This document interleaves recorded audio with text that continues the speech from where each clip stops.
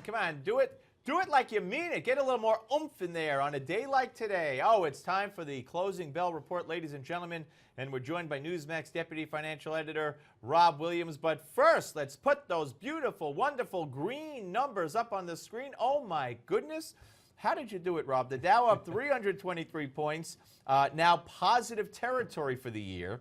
The NASDAQ up 86, helped a lot by Apple. We'll get to that. The S&P up 36 points. And you got oil stabilizing, I guess, at around $48 a barrel. So it didn't go up, but it didn't go down. So tell me what happened today. Well, yeah, it was the second day of a big turnaround. Yesterday we saw a huge rally, and a lot of it was driven by oil stabilizing. It had gone down sometimes 4 or 5% in one day. Yesterday it actually went up, and today it was off a little, but at least it was stable. So that was the oil story. It's not to say we're completely out of the woods, but today was more about the central banks as far as in Europe, with a lot of hope that Europe will do more stimulus coming up in a couple of weeks at its meeting. And then also the Federal Reserve. We had Charles Evans last night from Chicago saying that he doesn't think that we should raise rates until 2016 next year. So you had a lot of good ingredients going into today, obviously, then, as you're describing them. And the terror attacks. You know, I mean, you like to think it's a good thing. It's to its credit. The European markets, you know, were rolling as well. Yeah, yesterday they were up, and I was somewhat surprised by that. I don't know what it was about the images. Maybe people thought it was a lone wolf or, you know, just two gunmen.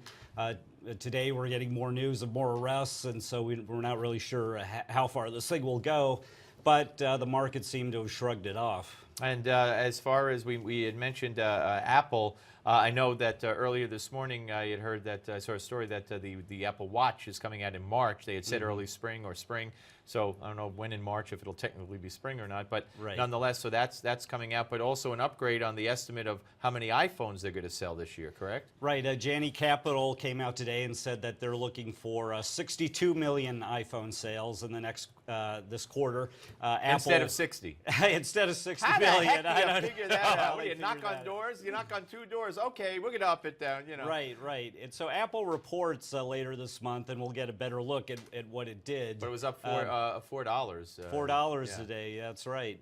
And as far as jobless claims, that was good news too. That contributed to the market, right? Right. We had fewer than 300,000, so that's a good number. It looks as if things are still stable, and it looks as if people held on to their the retailers held on to workers that they hired for the holiday season. They didn't lay them off in droves. Well, of course, we get that, if I'm not mistaken, tomorrow. We get the jobs numbers for the month of December. Right. And and they're expecting a pretty good number, and that will reflect the part-time workers who were hired for the holidays, correct?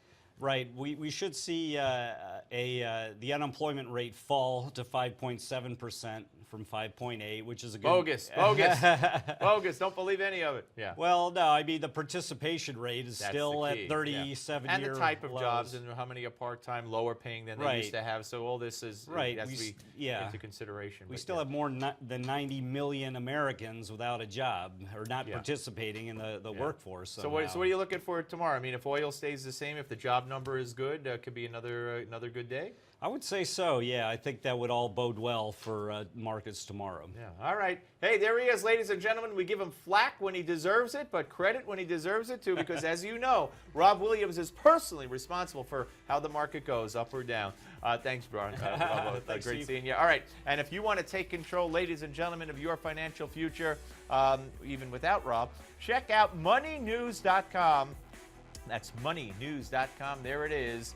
Up there on the screen, and of course they are live 24/7.